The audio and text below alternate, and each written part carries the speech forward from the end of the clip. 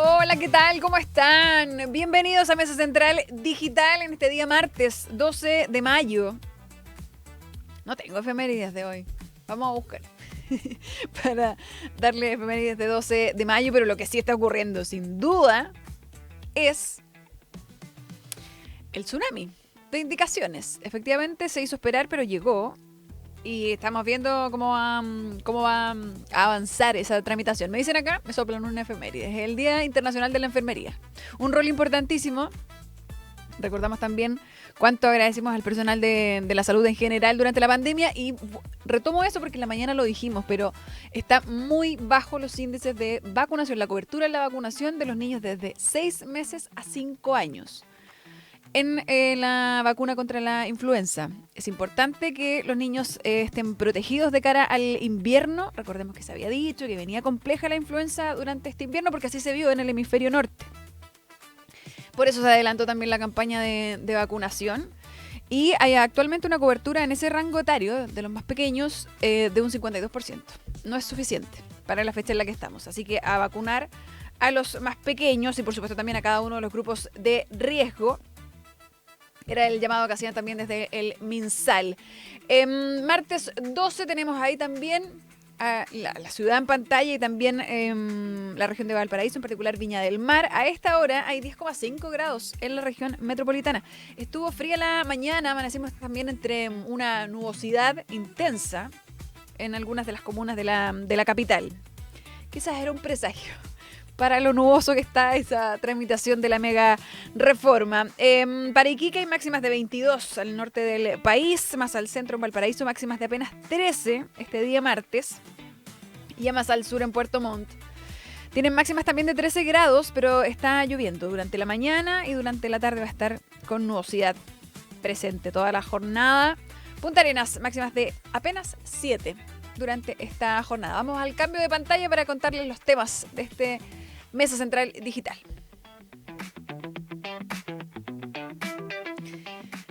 Bueno, tenemos ahí a los protagonistas de la jornada, la mega reforma sin duda. El Congreso está ahí organizando, recepcionando todas esas indicaciones.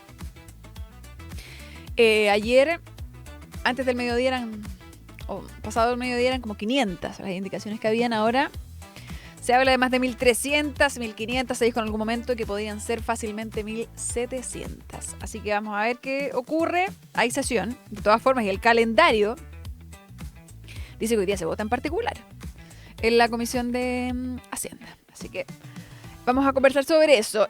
También vamos a seguir hablando de la renuncia del primer subsecretario del gobierno del presidente Kast. Lo dijimos en la mañana, en el Mesa Central. Los Seremi han renunciado a hartos, van 20. Pero subsecretarios, la verdad es que estaban firmes en sus cargos. Muchos de ellos, a veces incluso con más experiencia política que los mismos ministros. Y era el caso también de Rafael Arauz. Tenía una experiencia importante como jefe del Departamento de Epidemiología durante el gobierno del expresidente Piñera, particularmente durante la pandemia. Esa era parte de su currículum y por eso era valorado. Y renuncia entonces a la subsecretaría de Ciencia. Por ahí, al parecer, miradas muy distintas con la ministra Jimena Lincolao. Así que vamos a estar abordando eso. Y además están estos nuevos antecedentes, esta exclusiva de Tele 13, que da cuenta de la investigación que se sigue llevando a cabo por el fallecimiento del sargento Javier Figueroa en Puerto Varas. En el contexto, esto lo conocemos, que ocurre este hecho en medio del cambio de mando. Por lo tanto, así como cumplió 2 meses ayer el gobierno, también cumple este hecho que marcó esa jornada, y hubo respuesta durante esta mañana, hace unas horas, de la institución de Carabineros. Así que les vamos a contar qué dijeron ahí desde la policía. Pero iniciamos el programa de hoy con la mega reforma. Bueno, el gobierno dice entonces que esta es una acción dilatoria de la oposición. Y ahí hay miradas bien distintas. Evidentemente, desde el gobierno dicen esto. Habían declaraciones incluso que decían que esto es un secuestro de la democracia. Que voluntad o el decir esto no me parece se debería mostrar en los votos, no en ingresar un número ahí gigantesco de indicaciones.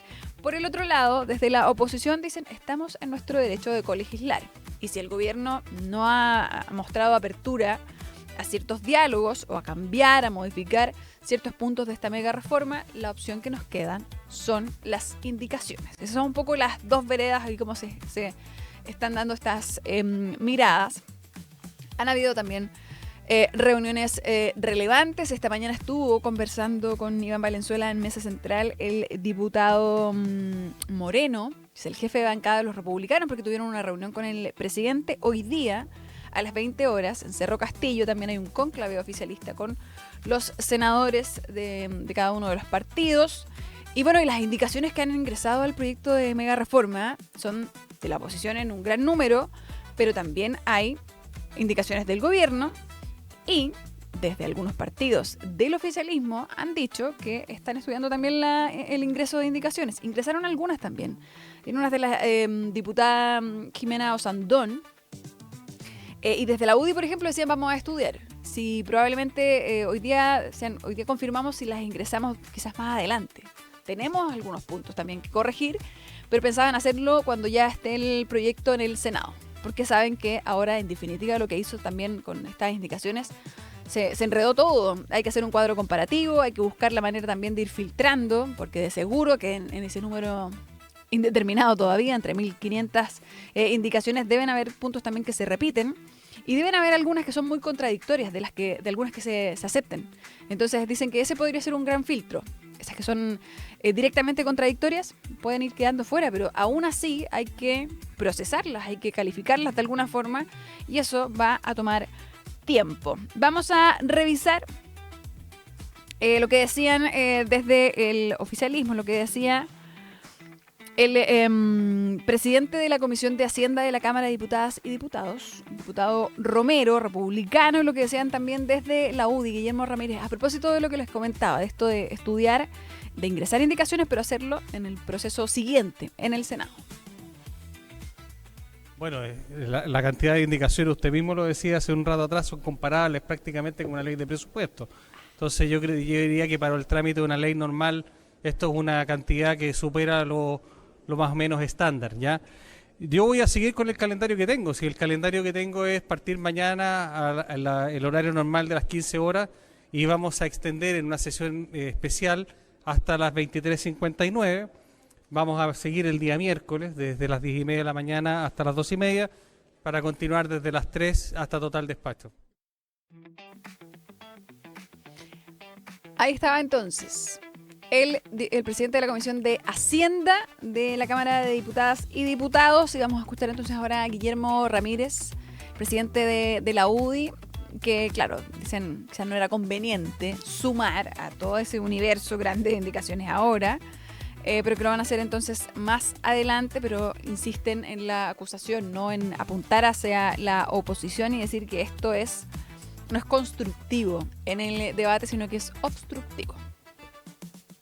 La verdad es que en vista de la actitud obstruccionista y antidemocrática de parte de la oposición que busca dilatar y no discutir, que busca dañar y no construir, nosotros creemos que presentar indicaciones en la Cámara puede terminar siendo más dilatorio y por lo tanto la posibilidad de presentarla en el Senado está abierta. Eso lo vamos a informar durante el día de mañana. Como sea, creo que mañana en la Comisión de Hacienda vamos a tener un triste espectáculo. Chile ya ha visto que hay dos tipos de oposiciones, una que construye, que llega a acuerdos con el gobierno, otra que obstruye y que no llega a acuerdos con el gobierno.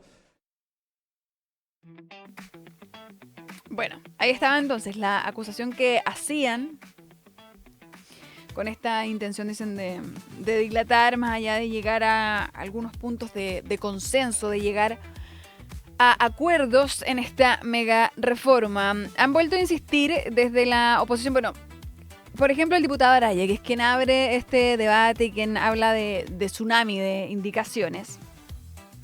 Ingresó él particularmente 75 indicaciones. Y lo que se ha hecho es que hay parlamentarios que lo han hecho así de manera personal, pero también hay bancadas que han ingresado un número considerable de indicaciones. Por ejemplo, decían, desde el Frente Amplio son 55 indicaciones, los socialistas ingresaron 50, el Partido Comunista 170 indicaciones, el diputado Raúl Soto del PPD 24 indicaciones, solo él.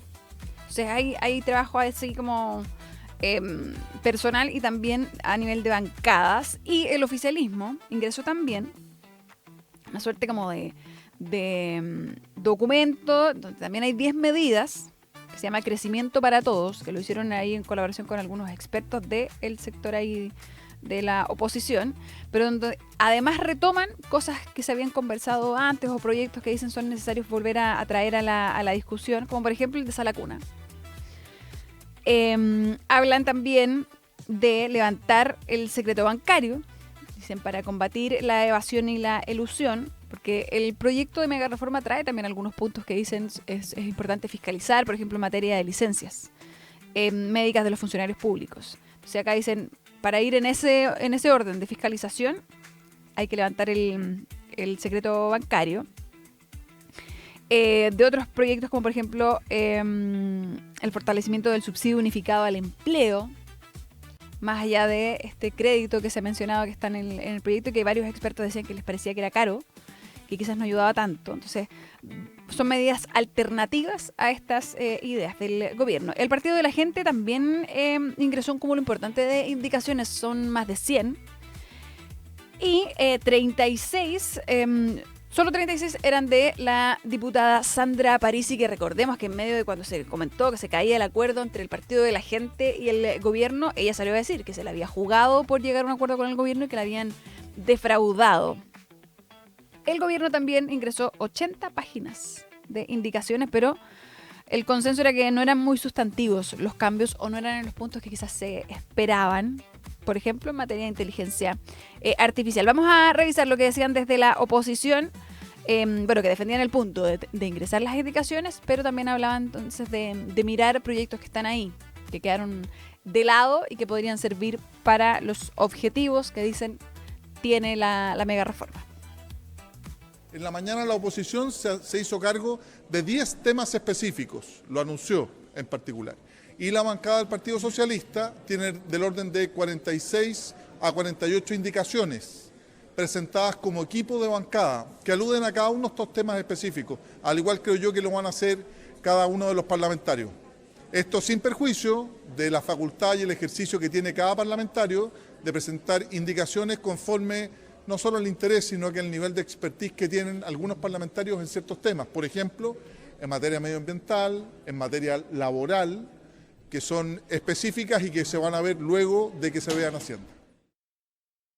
Le sugerimos, y vamos a presentar, de hecho ya la presentamos esa indicación, que sea otro el método para crear más empleo, que sea la Sala Cuna para Chile, que se haga cargo del empleo de las mujeres, porque del empleo de las mujeres no dice ni una sola palabra el proyecto de ley de reconstrucción nacional. Y que, por cierto, respecto a la reconstrucción nacional, nosotros vamos a votar a favor, porque queremos que la reconstrucción sea una realidad. Pero este gobierno quiere pasar gato por liebre y más bien lo que busca es reducir el impuesto a las grandes empresas y a los súper ricos, cosa que no vamos a permitir. Bueno, y en paralelo a esta discusión, también se han intensificado otras pugnas o disputas, como por ejemplo la que tiene el gobierno con el Partido Comunista. Esto porque en medio de el debate de lo que había que hacer, cuando ya se estaba adelantando que iban a haber muchas indicaciones en el proyecto de mega reforma, la diputada Pizarro del Partido Comunista, Lorena Pizarro, dijo que una cosa era, claro, el Congreso y lo que se podía hacer ahí desde el punto de vista de la mega reforma, pero también lo que podían hacer las calles, las movilizaciones. Y ahí se empezó a generar un debate. El presidente responde también y reprochó durante la jornada de ayer con harta dureza estas declaraciones de Lorena Pizarro, porque dice el presidente en su cuenta de X: durante 4 años el Partido Comunista fue parte del gobierno y ocupó tranquilamente la moneda. Hoy, luego de ser derrotado en las urnas, busca agitar las calles y frenar los avances que democráticamente impulsan el gobierno y el Congreso. Los chilenos quieren soluciones, no más violencia, dijo el presidente.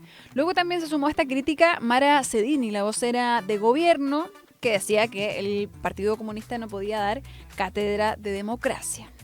Durante esta mañana han salido a responder también desde el Partido Comunista, en donde dicen que hay ignorancia y mediocridad en el debate por las movilizaciones por parte del gobierno del presidente José Antonio Kast. Lo que dice Bárbara Figueroa durante esta mañana dice: el movimiento social y el movimiento sindical en particular tienen sus vocerías, han elegido a sus dirigentes y por lo tanto es a ellos en primer lugar a quienes deben responder las organizaciones y el debate democrático que haga la institución. No somos nosotros los llamados a poner esos tiempos, ni mucho menos que la ignorancia de algunos respecto de la autonomía de los movimientos sociales. Los lleva también entonces a una conclusión básica y bastante mediocre, dice Bárbara Figueroa, de que el debate es sobre la imposición de un partido. Está la defensa entonces del Partido Comunista. A propósito de estas declaraciones y de ese dimes y diretes que hay entre el gobierno y el Partido Comunista, esta mañana nuestras columnistas fueron Tatiana Clima y Isabel Pla. Isabel Pla habló de los dichos del Partido Comunista. Escuchemos lo que decía. Las últimas 72 horas, los últimos días hemos visto varios hechos, ¿cierto? Que lo que están expresando yo creo que no es polarización, creo que está muy mal confundir la polarización con la vocación antidemocrática. Me voy a referir particularmente a dos hechos ocurridos en el día de ayer y protagonizados por destacadísimas militantes del Partido Comunista que llaman en buenas cuentas, entre comillas, de alguna manera a superar la democracia. Primero, la diputada Lorena Pizarro, ¿cierto?, llama a movilizarse y que dice que el Congreso no lo resuelve todo, que esa es una lógica que se instaló en los años 90 y que para revertir las decisiones de un gobierno, creo que usa un adjetivo así como satánico o algo así, criminal, le pone un apellido al gobierno, es necesario que el gobierno tiene que organizarse. Después, en horas también de la mañana, la ex candidata presidencial Janet Jara creo que va incluso más lejos, no solo porque ella tiene un nivel mayor de relevancia en la opinión pública, fue una candidata presidencial, sacó más del 40% de la votación en la segunda vuelta, y ella lo que hace, ¿cierto?, es que desacredita la representación del Congreso en general, de los partidos en el Congreso, pero particularmente del Partido Republicano, y dice que sus parlamentarios han salido electos arrastrados por la marca. Pero son las 11:23 y para seguir hablando ahí de esas conversaciones en paralelo, pero todo está como en la mega reforma en medio de todas estas disputas en paralelo y también de la intención del gobierno de alinear sus filas y tener ahí un orden importante. Por eso ayer el presidente citó a la bancada de republicanos, a Cerro Castillo, para tener una conversación. Se había dicho que había incomodidad en algunos parlamentarios, este conflicto, ¿no?, que evidencia Arturo Esquella, el presidente del partido del presidente, cuando lanza los dardos al segundo piso. Al parecer para algunos parlamentarios era un tanto incómodo y decían por qué esto se hace a través también de manera tan pública la crítica. Había también quienes conocen a Alejandro Irarrázaval, el jefe de los asesores, hace bastante tiempo y defienden también su rol como asesor del presidente. Otros también son parte y dicen efectivamente acá hay que dividir la cosa y el ministro del Interior es relevante y con él también hay que conversar y él debería encabezar como el llevar esa batuta desde el punto de vista político. Esta mañana en el RATPAC, en nuestra mesa de editoras, estaba Paula Valenzuela, que reportó cómo fue esta reunión, qué pasó, a qué apuntaba también el presidente, reuniéndose primero con los republicanos y hoy día ya con la totalidad de los senadores de su sector. Vamos a revisar lo que decía Paula en torno a esta reunión. Ahora, ¿por qué era tan necesaria esta reunión?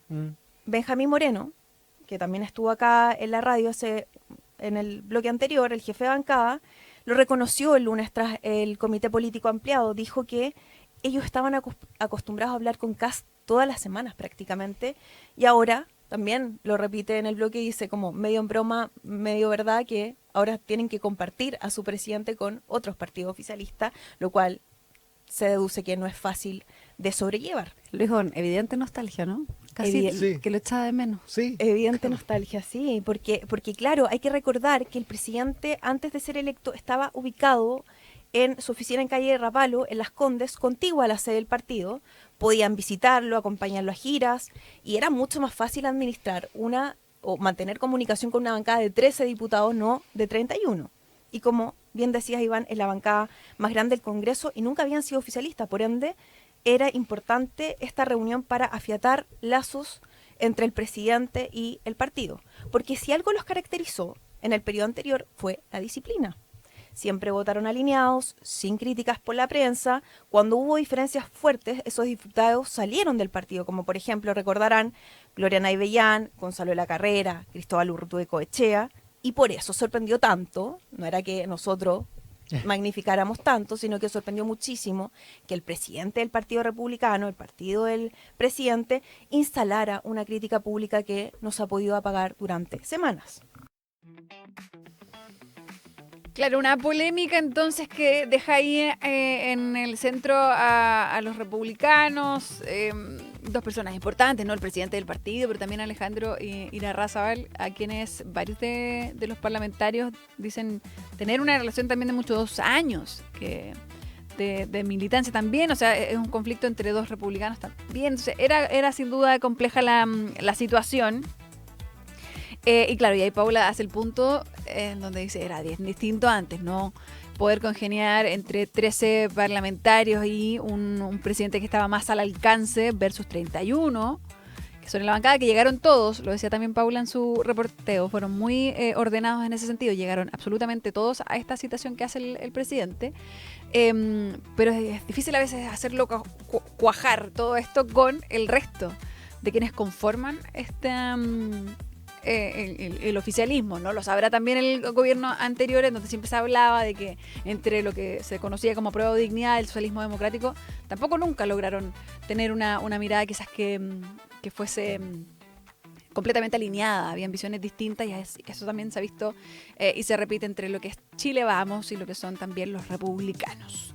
Estuvo, como decíamos, Benjamín Moreno conversando esta mañana luego de la reunión. Estaba reacio a entregar mucho detalle también, protegiendo esa conversación que tuvieron con el presidente, pero Iván le preguntó directamente por este conflicto con el segundo piso. ¿Con quién habla, por ejemplo, Benjamín Moreno como el jefe de bancada? Escuchemos lo que decía. ¿Y su coordinación con el gobierno es con García Ruminó o con Alejandro Irarrázaval? No, yo converso con harto, yo converso con distintos ministros. Yo le puedo contar así, por ejemplo, este jueves voy a ir a ver a la ministra de Bienes Nacionales. Ah, no, sí, Y- pero yo no le pregunté eso, le pregunté por su coordinación con el No, gobierno. no, su no, es que coordinación así ahí tú esencial, también, digamos. ahí tú también te vas coordinando. Mi coordinación esencial, claramente, que yo paso todas las semanas con Sexpress, y hablo también todas las semanas con Interior. Generalmente, el segundo piso, ahí yo tengo una relación excelente. O sea, yo a Alejandro Irarrázaval lo conozco desde antes de haber entrado a la política. O sea, somos de la misma, nos criamos en la misma zona, más o menos. Entonces, yo con el segundo piso trato de no molestarlos tantos porque tienen una serie de cosas que van mucho más allá de la coordinación del Congreso. Entonces, uno va trabajando con las personas que están un poco más metidas directamente en la coordinación con el Congreso, porque tampoco uno quiere entorpecer o desgastar el trabajo en distintas áreas. Bueno, ahí van los 2 meses de instalación, de mandato también del gobierno del presidente José Antonio Kast. Vamos a ir a una pausa, vamos a seguir conversando sobre esto y otras materias, pero antes saludamos a Coihue. Que el banco no detenga a tu empresa. Con Coihue puedes cobrar y pagar a otros países en minutos, 24/7 y de forma segura. Entra a coihue.com, KOYWE.com. Coihue, muchas gracias por estar con nosotros. Vamos a la pausa y ya volvemos con más Mesa Central Digital.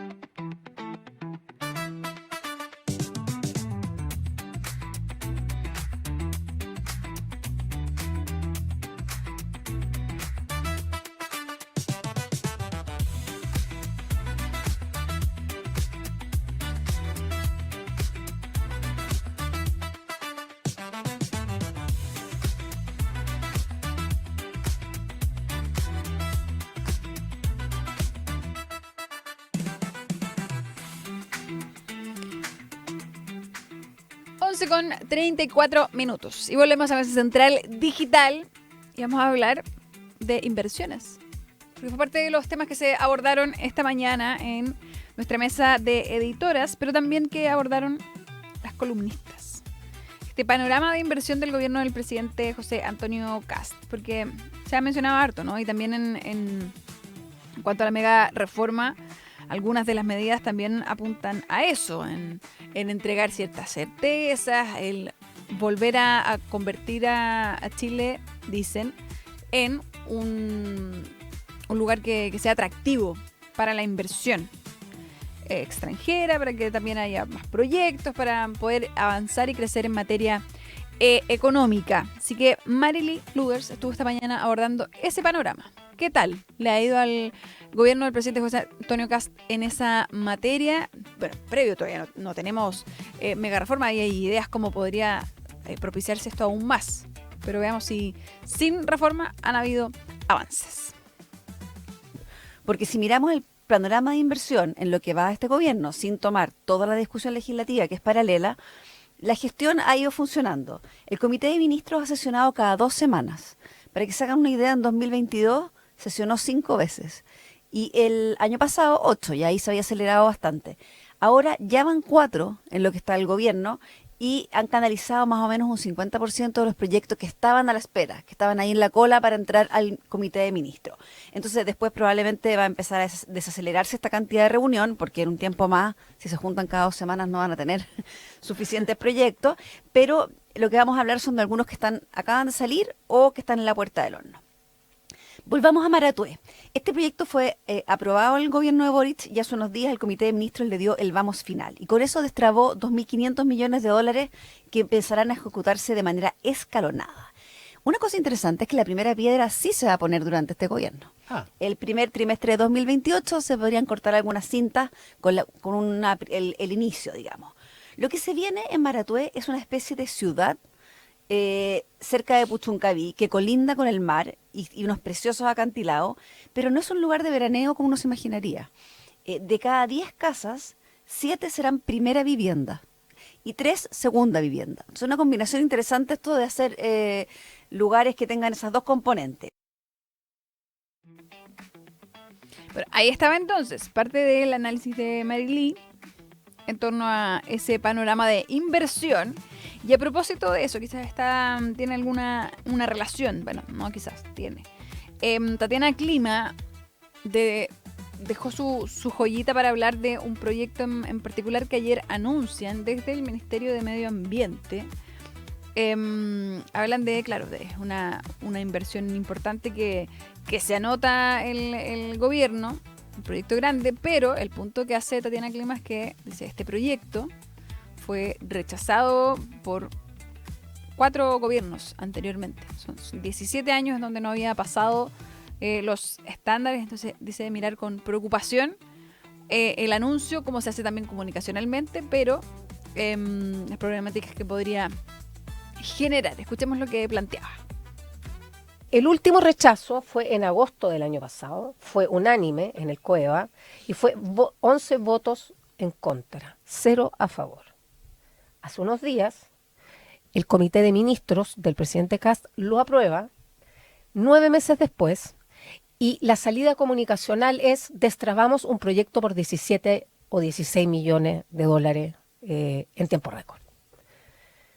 Yo no quiero hacer de esto un juicio político, que esto quede para quien me está escuchando. Pero básicamente no escuché a la ministra en ninguna parte, ni en el comunicado de prensa, porque tampoco hubo, decir si es que las cosas por las que este proyecto fueron rechazadas fueron subsanadas antes de la aprobación. Pero lo que me parece aún más preocupante es que marca un hito que me parece que si no fueron subsanadas es preocupante. Porque si en el ánimo de dinamizar la economía, que es lo que todos queremos, le vamos a hacer vista gorda a proyectos que llevan 16 años en tramitación ambiental, que la línea de base fue hecha hace 16 años con condiciones de salmuera diferentes, condiciones ambientales diferentes, con ecosistemas que han cambiado, la verdad es que el problema se torna aún más grave.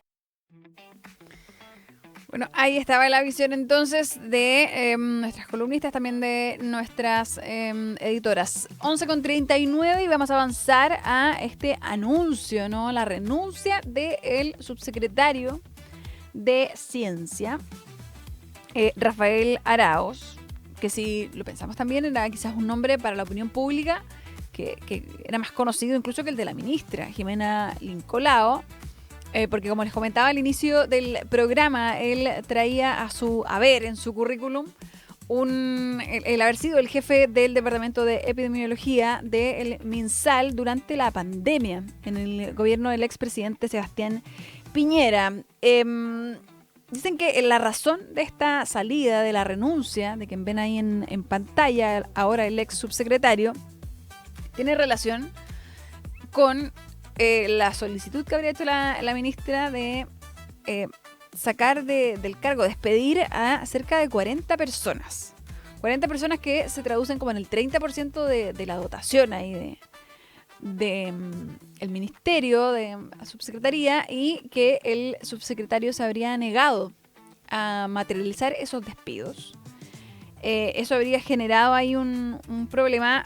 Muchos dicen también que esta era una amenaza que venía hace varios días y que en realidad lo que estaba esperando para concretar esta salida, para decir me voy de la subsecretaría, era que volviera finalmente la ministra a Chile, que llegara de este viaje, el que estaba en Nueva York, y se da a conocer y quizás se filtra esta salida porque él se va a despedir de algunos funcionarios. Y es ahí entonces donde se levanta la alerta y comienzan ya los colegas con el reporteo, comenzamos a hacer algunas preguntas, si era cierto o no. El gobierno emite por la tarde un comunicado de prensa, bien escueto, 8 líneas, contando la que lleva la fecha. 11 de mayo, Santiago 11 de mayo, esa es la octava línea del comunicado, en donde dice: el presidente de la República, José Antonio Kast, aceptó este lunes la renuncia de Rafael Araoz, el subsecretario de Ciencia, Tecnología, Conocimiento e Innovación. Agradecemos su trabajo durante este periodo y le deseamos mucho éxito en sus próximos desafíos. Mientras se nombra a alguien en su reemplazo, será subrogado en el cargo por Carolina Rossi, la jefa de División de Tecnología Emergente. El ministerio continúa avanzando con fuerza en sus prioridades estratégicas. Eso es todo el comunicado que emite el gobierno, pero no sale solo el subsecretario, sale también la jefa de gabinete, otro cargo más importante en esa cadena de sucesión. Así que vamos a ver qué ocurre, pero siguen entonces las discrepancias a veces también que han tenido las autoridades en torno a estos recortes y la necesidad de ir achicando los equipos de trabajo para cumplir también con esos recortes. Eso por una parte. No han habido más declaraciones durante la mañana. Se esperaba a lo mejor tener alguna vocería,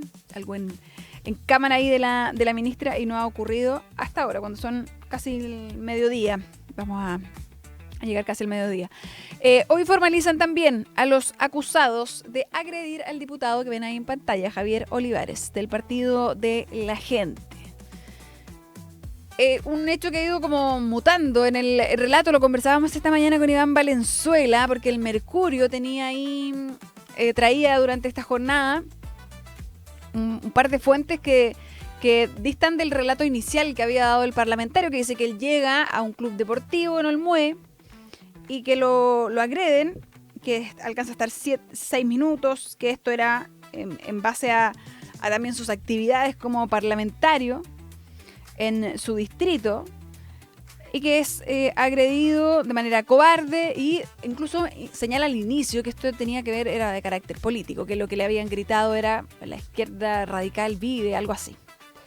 Bueno, aparecen entonces estas nuevas fuentes que dicen que habría llegado incluso en estado de ebriedad. El diputado ayer dice que eso no es cierto, que él no toma, y el club deportivo de Olmué, que es donde ocurre el hecho, se llama Montevideo el club deportivo, emitió también un comunicado durante esta mañana y dice que rechazan de manera categórica toda manifestación de violencia, cualquiera sea el origen, pero dicen que el parlamentario llegó por iniciativa propia, que no lo invitaron, que era el aniversario número 53 del club, no era un invitado oficial.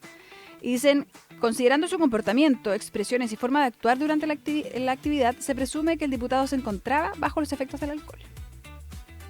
En ese contexto se produjo un incidente con una de las asistentes al evento, a quien posteriormente el diputado dirigió expresiones ofensivas e insultos, situación que generó la reacción de su cónyuge, que le propinó un golpe de puño en el rostro. Un golpe de puño que era visible ayer cuando él da el punto de prensa. Se enojó en el Congreso del Parlamentario porque dijo que no correspondía que la prensa fuese a otras fuentes, que todo lo que dijera el resto era falso. Y que él no tomaba y que estaban los antecedentes, anunció incluso una querella. Bueno, hoy día pasan a control de detención las dos personas que serían sindicadas como sus agresores, 2 hombres de 37 y 39 años, ambos con voluntario policial, uno incluso que había cumplido una condena ahí en la región de Valparaíso, y que además tienen los delitos que se les van a imputar son de atentado contra la autoridad. Pero vamos a ver qué dice la investigación, que es realmente lo que ocurre en este club deportivo durante el fin de semana. Con esto vamos a la pausa y vamos a volver con más Mesa Central Digital.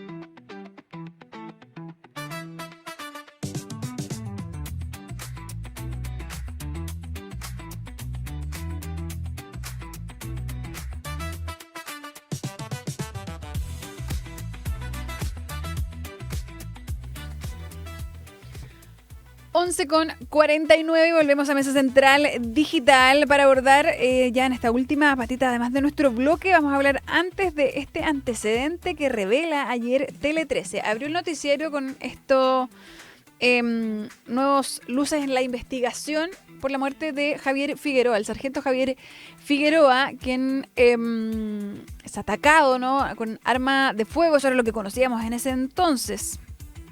El 11 de marzo, ayer el gobierno cumplía 2 meses y también cumplía 2 meses este hecho policial que tiñó bastante esa misma ceremonia. Yo recuerdo cuando el momento en que dicen que ha grabado prácticamente cuando el expresidente Gabriel Boric se entera, también cuando toma conocimiento el presidente José Antonio Kast, cuando en medio de recién terminada la ceremonia aparecen y dicen hay un punto de prensa, va a dar su primer punto de prensa Trinidad Steiner, la ministra de Seguridad Pública, que tiene que informar ese día que va a viajar a Puerto Varas con el general director de la institución, en un hecho entonces que marca un precedente importante. Bueno, lo que se da a conocer ahora es que tanto la llamada que alerta para que llegue Javier Figueroa hasta este lugar, que era lo que se ve ahí en pantalla, cerca de las líneas del tren, en donde era un sector al parecer conocido, donde la gente iba a tomar, a ver bebidas alcohólicas, hay un llamado que los alerta para que lleguen a ese lugar. Lo que se plantea ahora es que el llamado de alerta habría salido del mismo teléfono del carabinero al que le habrían sacado el chip.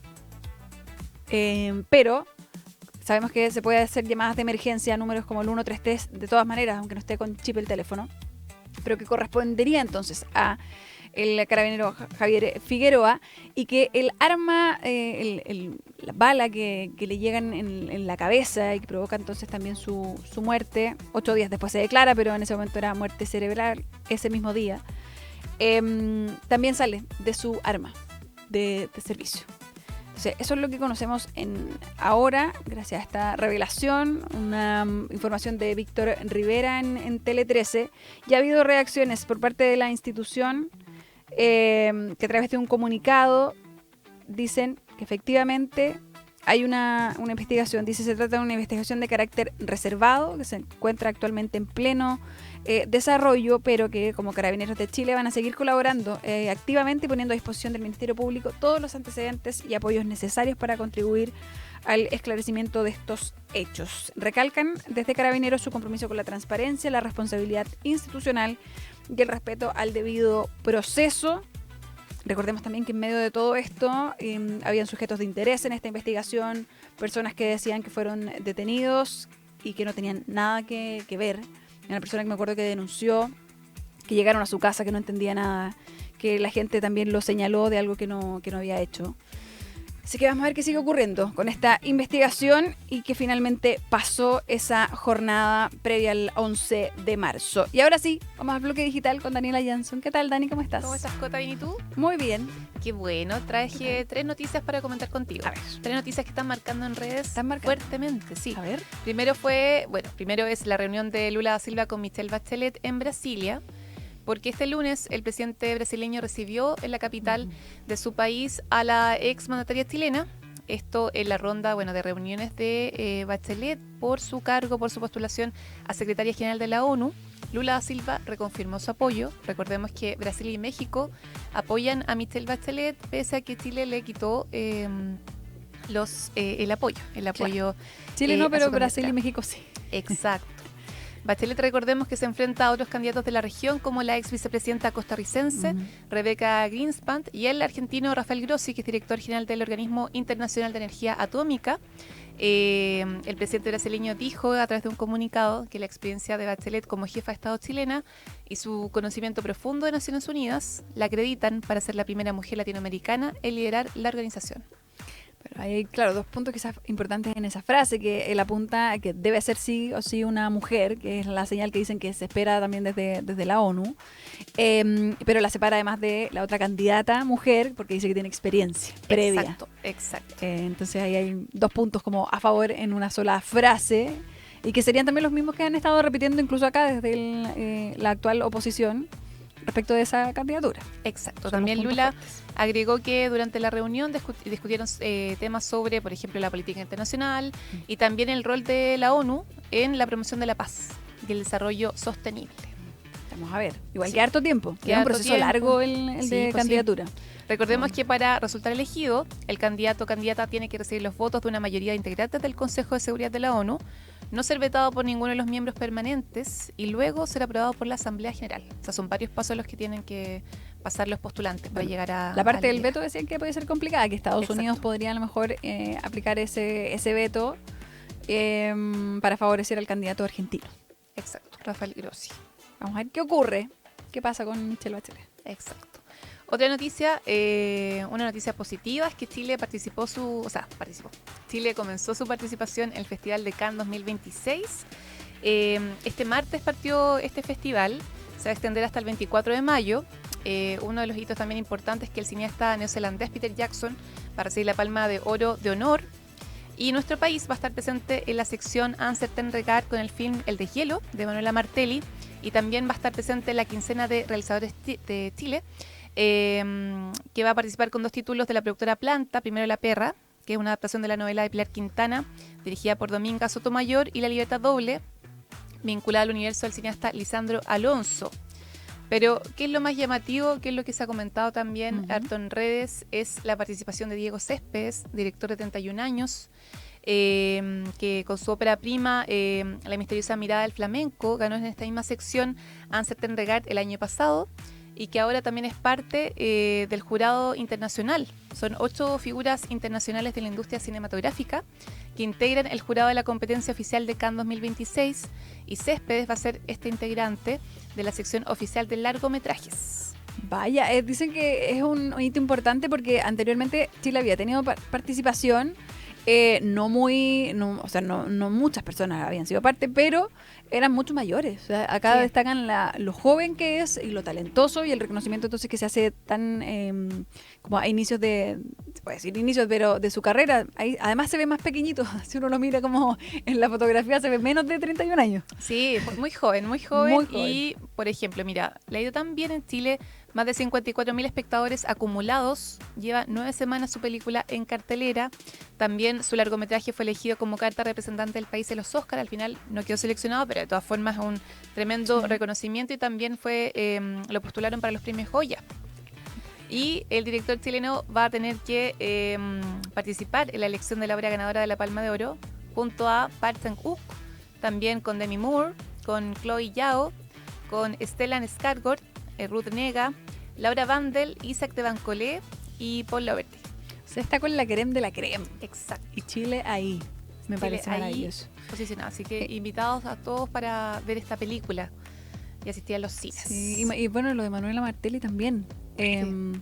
Conocida yo creo que por todos por Machuca, pero ella ha hecho mucho más desde ahí en adelante. Sí. En su rol de directora, pero yo creo que lo que más productora. la recuerdan mucho es en esa primera, Muy como ese icónica. debut icónico. La escena de la, ¿cómo se llama? De la leche condensada. Esa, el tarrito. Icónico. Manuela Martelli. Y terminamos con una noticia musical que todos podemos acceder porque Spotify lanzó una herramienta para ver qué escuchaste durante años. Yo ¿Tú lo qué, hice. qué escuchaste? Tuve que ¿Qué- actualizar mi aplicación, así que ahí pasó el Mira, dato. Tienen que actualizarlo. Puedo adivinar que tu artista más escuchado fue Taylor Swift. Así es. ¿Viste? Más de 30.000 minutos Wow. de escuchar de los Swift. Una verdadera Swiftie. Sí.